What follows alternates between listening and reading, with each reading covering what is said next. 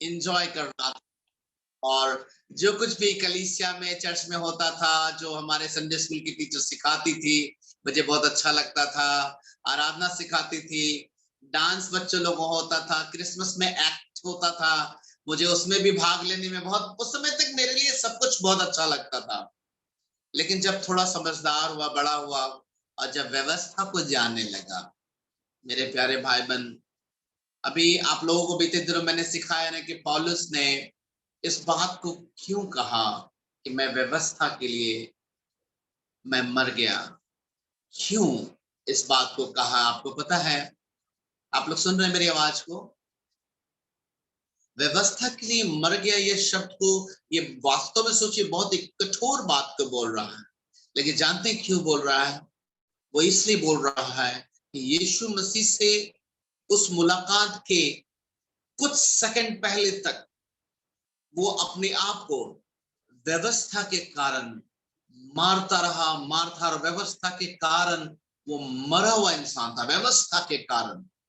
और जब यीशु मसीह को जाना, तब उसने कहा कि अब मैं व्यवस्था के लिए मर गया। मेरे प्यारे भाई बहन, दोनों में आपको अंतर समझ में आ रहा मैं क्या बता रहा हूं?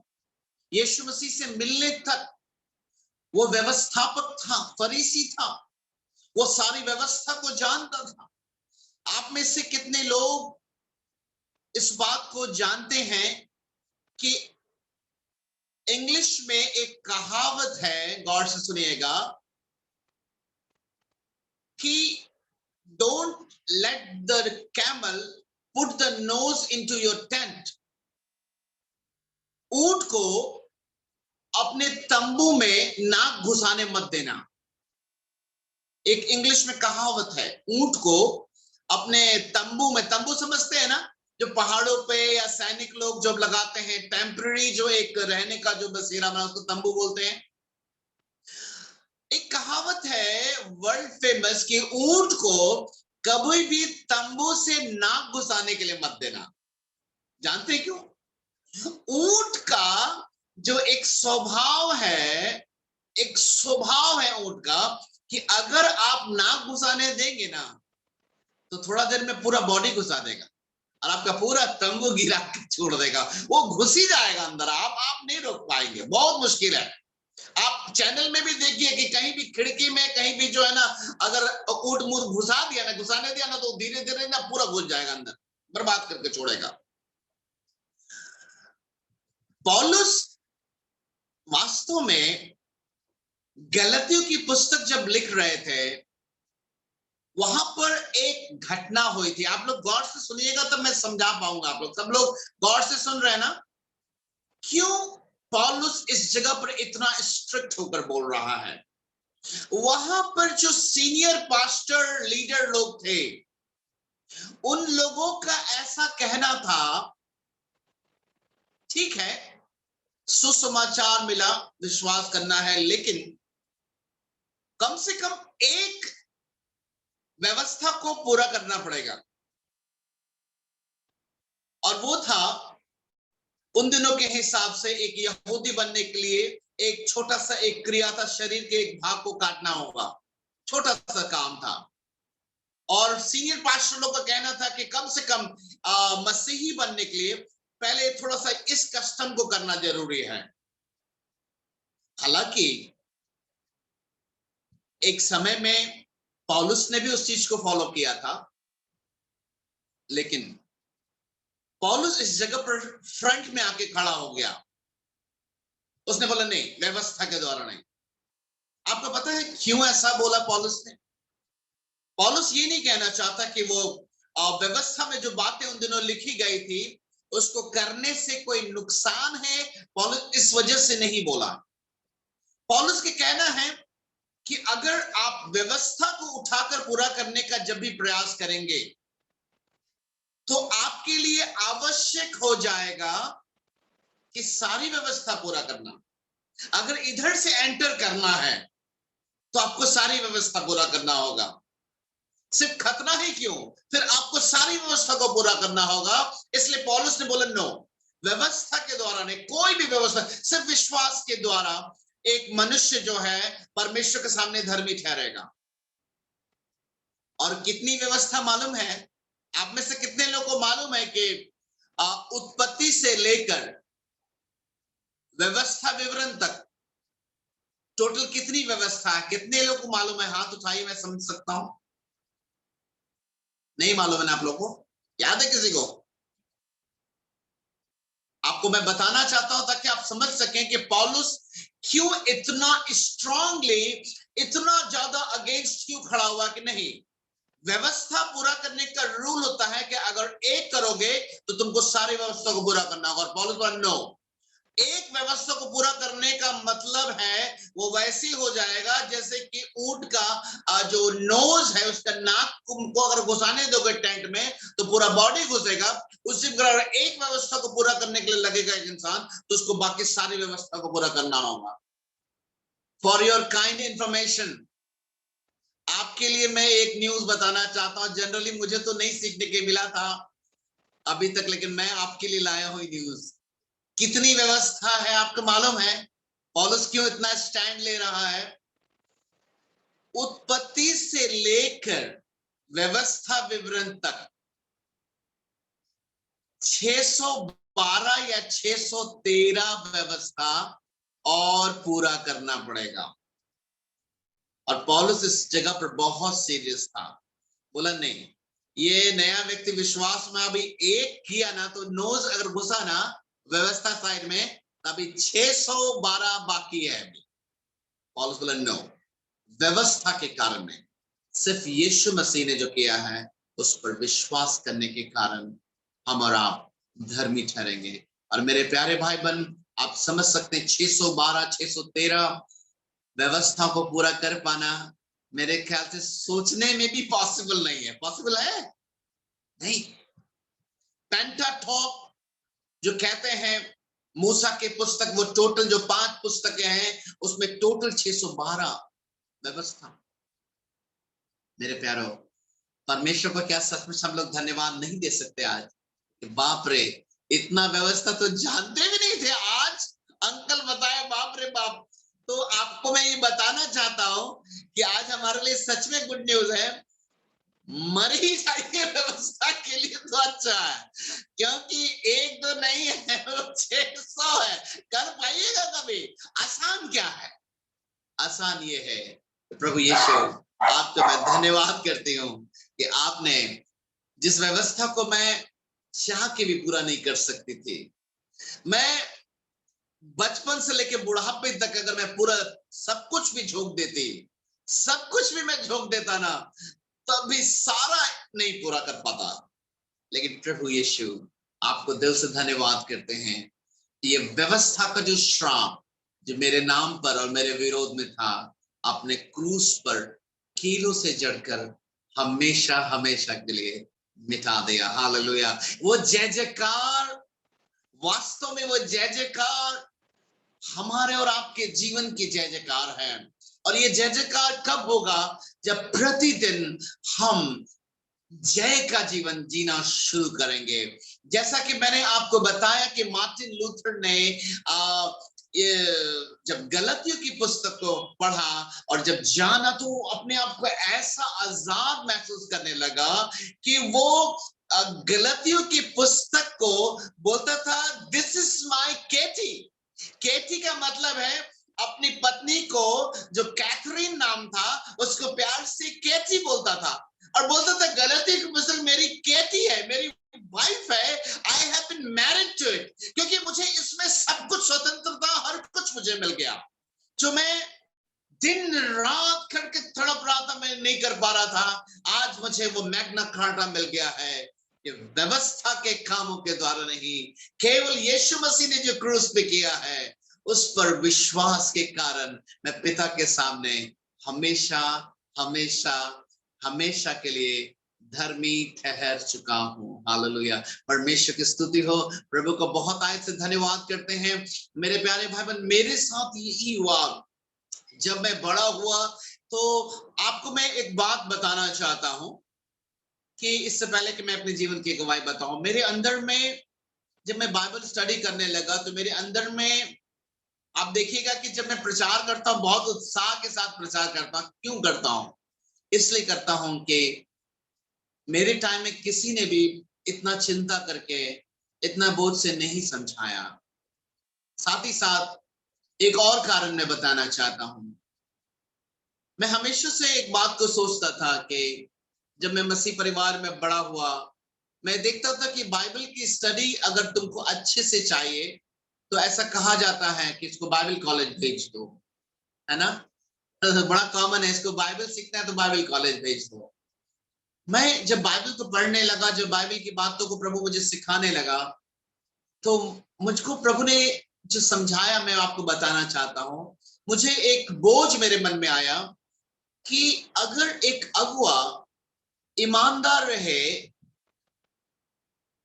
तो उसकी कलीसिया को बाइबल कॉलेज जाने की जरूरत नहीं पड़नी चाहिए। एक कलीसिया का अगुआ पूरी ईमानदारी से अगर सेवा करे, मेरा तो अपना मानना है कि बाइबल कॉलेज से ज्यादा अच्छा पवित्र आत्मा हम लोग को सिखा सकता है। आमीन। उससे अच्छा सिखाता है हम लोगों को। और इसलिए मैं आप लोगों को वैसी बातों को सिखा रहा हूं जो कई बार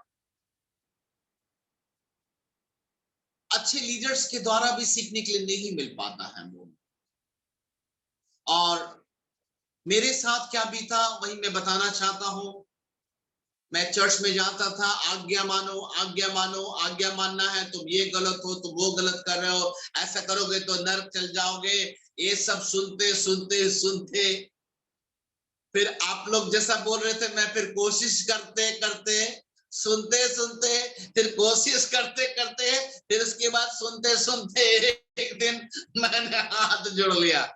बाप रे बाप, यीशु मसीह के पीछे चलना बड़ी मुश्किल है।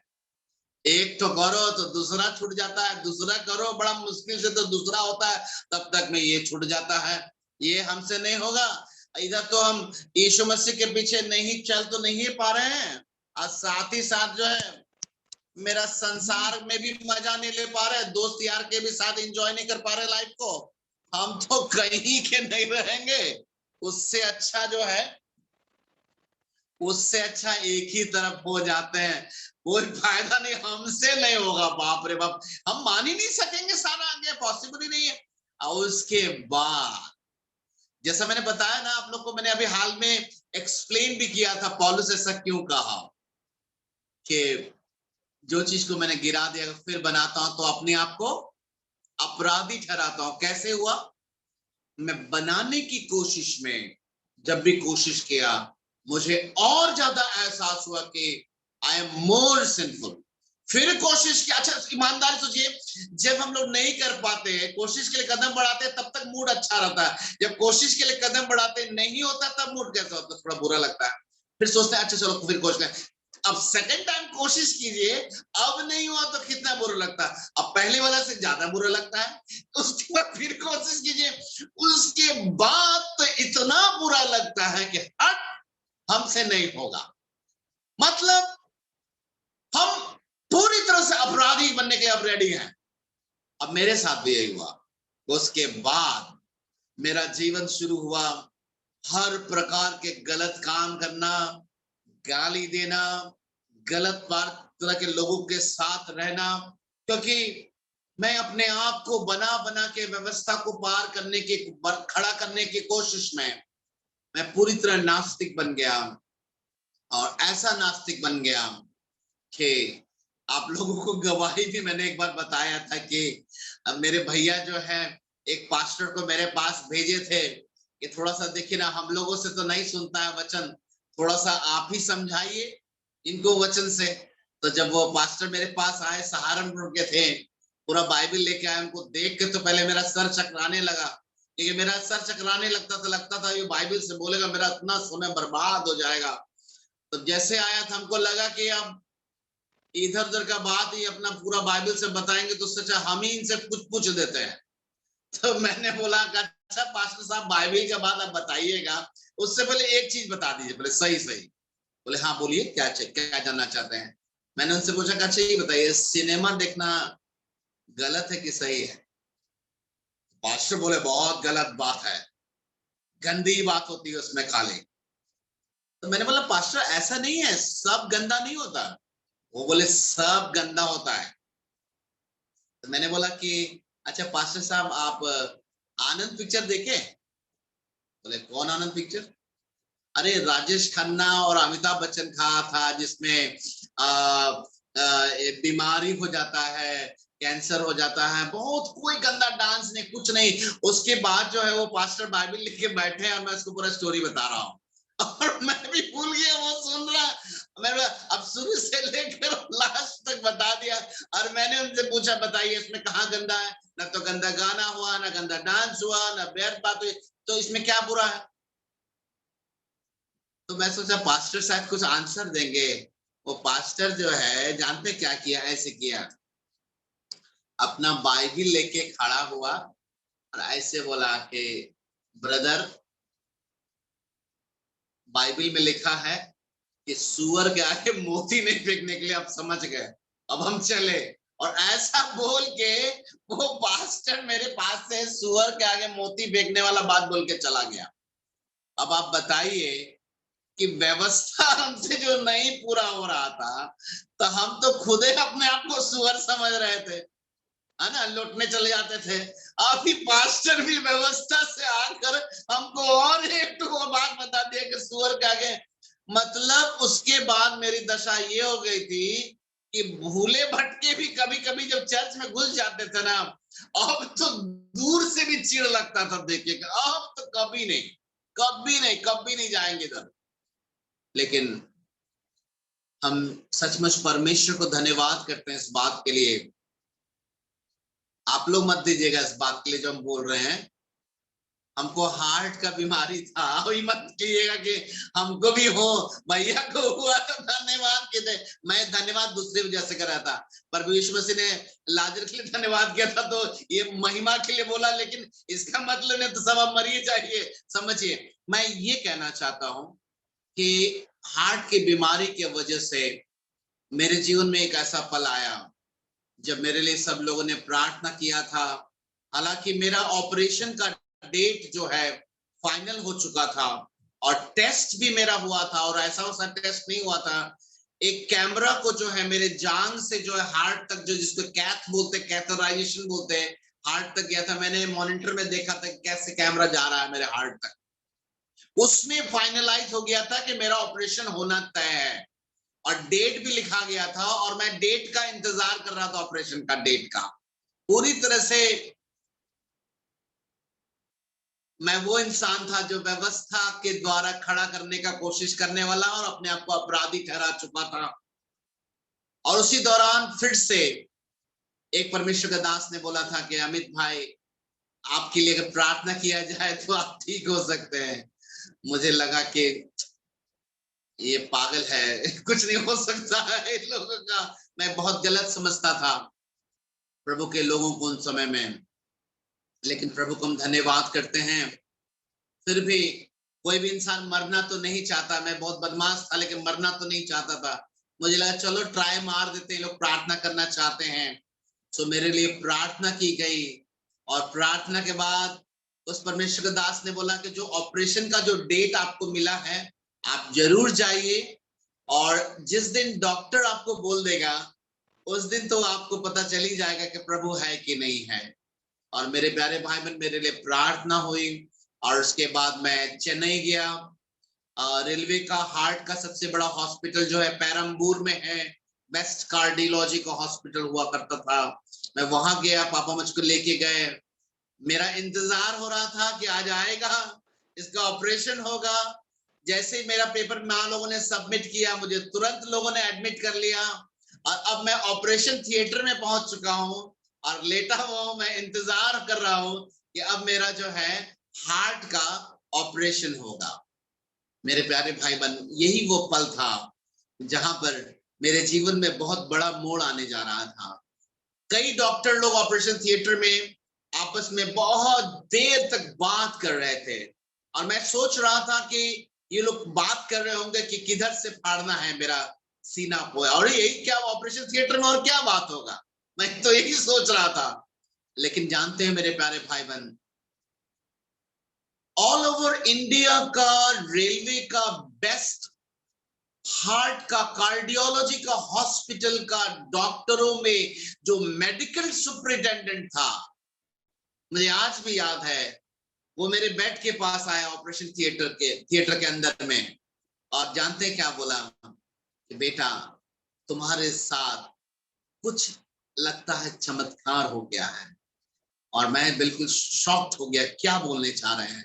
बोले जानते हो बेटा, जो तुम्हारा हार्ट का जो छेद का जो हम लोगों ने फोटो लिया था, जिसको ऑपरेशन आज करना था, वो छेद ही नहीं मिल रहा है। और चूंकि वो छेद मिल नहीं रहा है, तो हम लोग ऑपरेशन कहां से करेंगे। सो बेटा आप यहां से जा सकते। मेरे प्यारे भाई बहन, उस पल में मेरे जैसे पूरे हाथ में पूरा रोंगटा मेरा खड़ा हो रहा था। ऐसा लग रहा था कि मेरे जीवन में बिजली गिर रहा हो, और लग रहा था बार बार कि वो परमेश्वर के दास ने कहा था कि प्रभु यीशु आपको चंगा कर दिया है। आज नहीं मानिएगा, उस दिन जरूर मानिएगा जिस दिन डॉक्टर लोग भी कंफर्म करेंगे। और मेरे अंदर में एक प्रश्न चिन्ह आ गया कि कहीं ये यीशु मसीह तो नहीं। और मैं परमेश्वर को धन्यवाद करता हूँ कि वहां से एक बार मुझे एक ब्रेक मिला लाइफ में, कि फिर से खोजूं कि क्या सचमुच यीशु ही है जो मुझे फिर से चंगा किया, नया जीवन दिया। और जब मैं प्रभु यीशु मसीह की ओर फिरा, तो मैं सच में परमेश्वर को धन्यवाद करता हूँ कि उसके बाद से मेरे जीवन में शैतान ने बीमारियों का एक नहीं अनेक अटैक किया, लेकिन हम प्रभु यीशु को धन्यवाद करते हैं कि प्रभु यीशु मसीह के प्रेम ने, प्रभु यीशु मसीह के अनुग्रह ने, प्रभु यीशु मसीह के लहू ने, प्रभु यीशु मसीह के पीठ पे खाए गए एक एक कोड़ों ने मेरे शरीर, आत्मा और प्राण को अंधकार के वश में कभी भी जाने नहीं दिया आज तक। हालेलुया, परमेश्वर की स्तुति हो। मेरे प्यारे भाई बहन, बीते दिनों में जब कोरोना वाला सिचुएशन हुआ था, उस समय भी मेरी हालात बहुत ज्यादा खराब हो गई थी, और ऐसा लगता था कि पता नहीं शायद अब मेरा समय आ चुका है। लेकिन आज जब मैं आप लोगों सबको देखता हूँ गवाही देते हुए, तो मुझे बहुत अद्भुत लगता है। जैसे लगता है कि प्रभु ने मुझे एक फिर नया जीवन दिया है, कि फिर से नई आत्माओं को और वैसे भाई बहनों को जिनको ऐसा लगता था कि मैंने खो दिया है, एक बार फिर से सबको देख रहा हूँ कि हम लोग प्रभु की मार्ग में आगे बढ़ रहे हैं, उत्साहित हो रहे हैं, जय जयकार कर रहे हैं। हम सच में परमेश्वर का धन्यवाद करते हैं कि बीते वर्ष की 31 तारीख की रात को मेरे जीवन में बहुत ज्यादा निराशा था। इतना निराशा था कि मैं रो रहा था, बहुत बुरी तरह से रो रहा था। और मेरे मन में शैतान एक बात को डाल रहा था 31 तारीख को रात को। आप सोच सकते हैं कि 31 तारीख का रात, तो मैं समझता हूँ कि एक शराबी भी जो होता है ना, एक जुआरी भी होता है ना, तो कहीं ना कहीं आनंद कर रहा होता है, क्योंकि इसको लगता है नया न्यू ईयर शुरू होने वाला है। लेकिन मेरा वो पहला 31 तारीख का रात था जो मैं बहुत रो रहा था, और मेरी पत्नी भी रो रही थी, हम लोग दोनों रो रहे थे। मैं नहीं भूल सकता उस पल को। और जानते हैं, शैतान मेरे पास मेरे कानों में आकर बोल रहा था कि अपने जिंदगी को देखो, मैंने क्या हाल बना दिया। आज यही आज के 31 तारीख को रात में तुम पूरी कलीसिया के बीच में प्रचार किया करते थे, आराधना किया करते थे, लोगों को वचन सुनाया करते थे कि आज देखो तुम और पत्नी अकेले इस कमरे में रो रहे हो, तुम्हारे चारों ओर ना कलीसिया है, ना कोई रिश्तेदार, कोई नहीं है। कितना अभागे हो तुम लोग, कितना अभागे हो। और मैं आपको बताना चाहता हूं, कुछ पलों के लिए ऐसा लगने लगा था कि सचमुच आज सारी दुनिया में लोग खुशियां मना रहे होंगे, हर घर में पटाखा होगा कि 12 बजते ही पटाखा फोड़ेंगे। और जिस समय मैं रो रहा था, रोते समय में भी 12 बजा, उस समय में पटाखों का आवाज भी सुन रहा था, और मैं सोच रहा था कि सब जगह लोग आनंद मना रहे हैं। लेकिन इससे पहले कि मैं उदास होता, गौर से सुनिएगा, शैतान यीशु मसीह के पास आया था, लेकिन यीशु मसीह ने पिता से बात करके उसको भगा दिया था। मेरे साथ उस रात ऐसा हुआ, अचानक से प्रभु यीशु मसीह ने मुझसे बातें किया। और जानते हैं क्या बातें किया? यीशु मसीह ने कहा, मेरे बेटे तुम्हारे आंख का एक एक आंसू का बूंद व्यर्थ नहीं जाने वाला है। मेरे प्रभु यीशु मसीह, मेरे पिता ने, जीसस पापा ने उस रात मुझको बताया, इससे पहले कि शैतान मुझे कह रहा था कि तू अभागा है, तुम्हारे आसपास अब कोई नहीं है। 31 तारीख को रात में शराबी भी नाच रहा है, लेकिन तू रो रहा है, तेरा सब कुछ बर्बाद हो चुका है। मेरे प्यारो, यीशु मसीह मेरे कमरे में मुझे एहसास दिलाए और पता क्या बोले, स्मरण कर बेटा, स्मरण कर।